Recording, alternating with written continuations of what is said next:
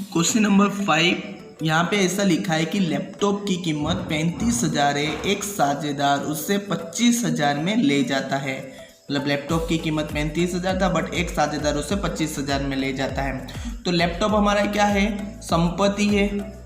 Laptop हमारा क्या है? संपत्ति है।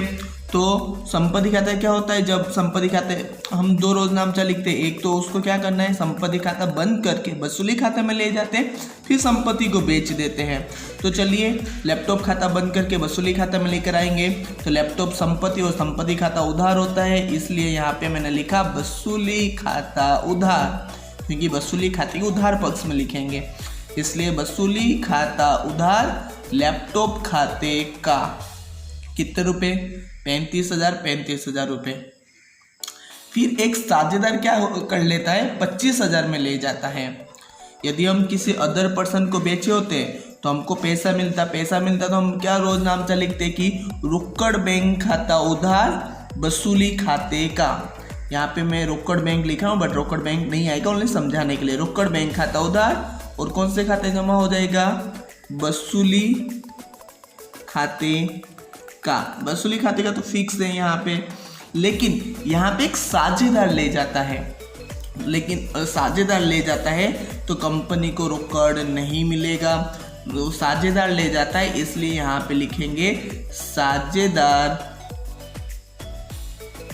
की पूंजी अथवा चालू खाता उधार। आया समझ में? यहाँ पे यदि रोकड़ में बेचे होते तो रोकड़ खाता उधार आता, लेकिन यहाँ पे साझेदार ले जाता है, इसलिए साझेदार पूंजी, ये साझेदार की पूंजी या चालू खाते उधार वसूली खाते का। देखो उधार पक्ष में क्या होता है? यदि साझेदार ने कोई खर्च किया हो, ओके, तो उधार पक्ष में लिखते हैं तो 25,000 रुपये उसके उधार में आ जाएगा। तो यहाँ पे अमाउंट कितना है? 25,000 रुपये। 25,000 रुपये। आपको पता है ना, कोई साझेदार कोई वस्तु लेकर आता है तो जमा पक्ष में लिखते हैं और ले जाता है तो उधार पक्ष में लिखते हैं, तो उस प्रकार से ये उधार हो गया। ओके, आप उस प्रकार से समझो। तो विवरण क्या लिखोगे? साझेदार लैपटॉप लिया उसका। ओके, इससे आपको 3 मार्क्स मिलते हैं। ये रहा question number 5। Then question number 6 start करते हैं। क्वेश्चन नंबर 6 इसमें ऐसा लिखा है कि एक साझेदार, क्वेश्चन नंबर 6 में ऐसा लिखा है कि एक साझेदार अपने श्रीमती जी की पेढ़ी की दी लोन रुपये 40,000 चुकाने का स्वीकार किया। मतलब एक साझेदार अपने श्रीमती जी, मतलब उनकी वाइफ ने जो पेढ़ी को दी लोन है, मतलब उसने पेढ़ी को 40,000 लोन दिया हुआ है, तो कंपनी का ये क्या हुआ? 40,000। यहाँ पे दायित्व हुआ ना, कंपनी को 40,000 चुकाना पड़ेगा, तो कंपनी का दायित्व हुआ। लेकिन यहाँ पे एक साझेदार चुकाने का स्वीकार करता है, मतलब ये पैसा कौन चुका देगा? साझेदार चुका देगा।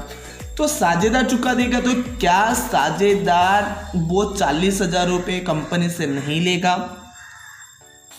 कुछ नहीं आता है ना माइंड में, तो वो 40,000 रुपये कंपनी से लेगा, इसलिए उसकी पूंजी खाते में पैसा प्लस कर देना पड़ेगा। मतलब पूंजी, किसी साझेदार को पैसा मिलता है तो हम कहाँ लिखते हैं? साझेदार की पूंजी खाते के जमा पक्ष में। ओके, चलिए रोज नाम से देख लेते तो आपको क्लियर हो जाएगा। सबसे पहले श्रीमती जी की ये जो पेढ़ी की दी लोन है ये दायित्व है, इसलिए दायित्व खाता जमा होता है, इसलिए यहाँ पे वसूली खाते जमा हुआ। तो रोज नाम से क्या हुआ कि श्रीमती जी की लोन खाता उधार वसूली खाते का अमाउंट उधार में कितने रुपए? 40,000, जमा में 40,000, विवरण में क्या लिख दिया? श्रीमती जी की लोन वसूली खाते लाया उसका। अब एक साझेदार चुकाने का निश्चय किया। यदि साझेदार नहीं चुकाया होता तो हम रोज नाम से क्या लिखते हैं? दायित्व तो चुकाना पड़ता ना, तो रोकड़ बैंक जाता।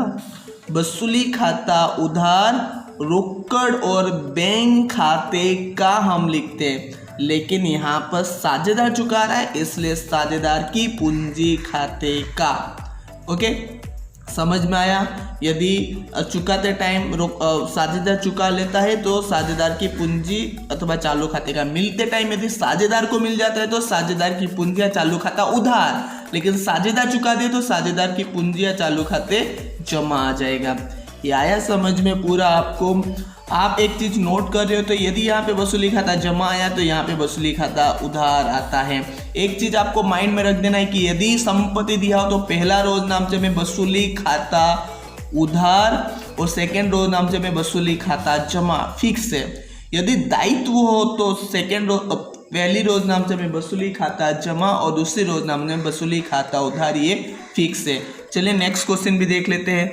प्रश्न नंबर 7 में ऐसा लिखा है कि आयकर की जिम्मेदारी 30,000 चुकानी हुई जो बही में लिखी नहीं है जिसे चुका दी। बही में लिखी नहीं है तो पहला रोज नाम हमको नहीं लिखना है, लेकिन बाद में क्या लिखा है, जिससे चुका दी, जो चुका दिया तो दूसरा जो रोज नाम चाहे उसको लिखना पड़ेगा। तो सबसे पहले आयकर की जो जिम्मेदारी है वो कंपनी का क्या है, दायित्व है, और जिसे चुका दिए तो क्या जाएगा, रोकड़ और बैंक जाएगा। तो सबसे पहले इसमें लिख देता हूँ तारीख, विवरण, खापरू, उधार और जमा। ओके, अब क्या बोला है, चुका दी। अब चुका दिए तो रोकड़ बैंक खाता जाएगा ना। तो यहाँ पे चले, पहले मैंने लिख दिया, जमा में लिख दिया, पैसा जा रहा है इसलिए रोकड़ बैंक खाते का पैसा जाएगा ना, चुका दिया। तो उधार में क्या आएगा, उधार में वसूली खाता आ जाएगा। मैंने आपको बोला था एक तो वसूली खाता होगा ही होगा, तो वसूली खाता उधार, रोकड़ या बैंक खाते का अमाउंट कितना है, 30,000 और जमा में भी 30,000। यहाँ पे टोटल कितने रोज नामचे आए, एक रोज नामचा, क्योंकि बही में नहीं लिखा है। बही में लिखा होता तो 2 रोज नामचा लिखते हैं। विवरण क्या, आयकर की जिम्मेदारी चुकाया उसका, आयकर की जिम्मेदारी चुकाया ना, आयकर की जिम्मेदारी चुकाया उसका। आया क्वेश्चन नंबर 7। चलिए क्वेश्चन नंबर 8 भी देख लेते हैं। क्वेश्चन नंबर 8 में दिया है कि विसर्जन के समय पेढ़ी के सभी दायित्व और लोन चुकाने के बाद संपत्ति में वृद्धि 1,20,000 रहती है। साझेदार ABC के लाभ हानि का प्रमाण 532 है, तो प्रविष्ट लिखिए। तो वापस मैं क्वेश्चन रीड कर रहा हूँ कि विसर्जन के समय पेढ़ी के सभी दायित्व और लोन चुकाने के बाद संपत्ति में वृद्धि 1,20,000 रहती है। मतलब जितने भी हमारा दायित्व हमने सब चुका दिया, तो जो 1,20,000 बचा हुआ है, 1,20,000 क्या हो जाएगा, लाभ हो जाएगा, क्योंकि सब दायित्व चुकाने के बाद जो पैसा बचता है वो लाभ हो जाता है। और लाभ को क्या करते हैं, साझेदार अपने लाभ हानि के अनुपात में अपने पूंजी खाते में बांट लेते हैं। और यहाँ पे लाभ हानि का अनुपात भी दे दिया है 5-3-2, लेकिन यहाँ पे पूंजी के अनुपात कभी कभी दे देता है। पूंजी के अनुपात में दिया तो कैसे करते हैं, हम समान में बांट लेते हैं, लेकिन यहाँ पे लाभ हानि का अनुपात दिया हुआ है। चलिए प्रविष्ट लिख लेते हैं। सबसे पहले तारीख, विवरण, ओके, खापरू, उधार और जमा आ जाता है।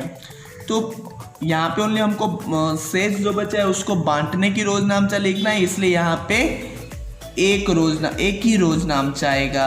ओके, बांटेंगे तो हम कहाँ पे बांटते हैं, कंपनी से पैसा जाएगा तो जमा, लेकिन साझेदार के पूंजी खाते में किसको लिखेंगे, तो साझेदार की पूंजी खाते के रूल से यदि साझेदार को नुकसान होता है या साझेदार को किसी को दे देता है तो उधार पक्ष में लिखते हैं। यदि साझेदार को लाभ होता है या साझेदार को कुछ पैसे मिलते हैं या साझेदार पैसा लेकर आता है तो जमा पक्ष में लिखेंगे। मतलब यहाँ पे रोज नामचा बनेगा कि वसूली खाता उधार, साझेदार का नाम क्या है, ABC है ना, तो A की पूंजी या चालू खाते का, B की पूंजी अथवा चालू खाते का, एंड देन C की पूंजी अथवा चालू खाते का। रोज नाम चाहे समझ में। यदि हानि हुआ होता तो हम क्या कर देते, उल्टा लिखते, A की पूंजी चालू खाता उधार, B की पूंजी चालू खाता उधार, C की पूंजी चालू खाता उधार, वसूली खाते जमा। कब लिखते, जब नुकसान होता, बट यहाँ पे लाभ हुआ है तो वसूली खाता उधार, तो लाभ टोटल कितना हुआ है 1,20,000, तो उधार में मैंने लिख दिया 1,20,000। फिर क्या करना है, 1,20,000 को 5-3-2 में बांटना है। बांटना आता है ना, 1,20,000 अनुपात कितना 5, 3, 2 मतलब टोटल 10 हो रहा है। ओके, तो ए के लिए कितना होगा 1,20,000 और ए का भाग कितना है 5 भाग, तो टोटल कितने भाग में से 10 भाग में से, और कैलकुलेटर करोगे तो 60,000 आ जाएगा। बी के लिए कितना होगा 1,20,000 इंटू बी का भाग कितना है 3 भाग है, तो 3 भागे 10 करेंगे तो बात 36,000 आ जाएगा। देन सी के लिए 1,20,000 इंटू सी का भाग कितना है 2 भाग, 2 भागे 10 करेंगे तो 24,000। ये जो मैंने कैलकुलेशन किया ओनली रफ वर्क है, आप एग्जाम में ना दिखाओ कैलकुलेशन ये चलेगा। तो ए की पूंजी में कितना है 60,000, तो देखो ए की पूंजी खाते जमा में मैंने लिख दिए 60,000। बी में कितना आया 36,000 आया, और सी में कितना आया 24,000 आया, तो मैंने 24,000 लिख दिए।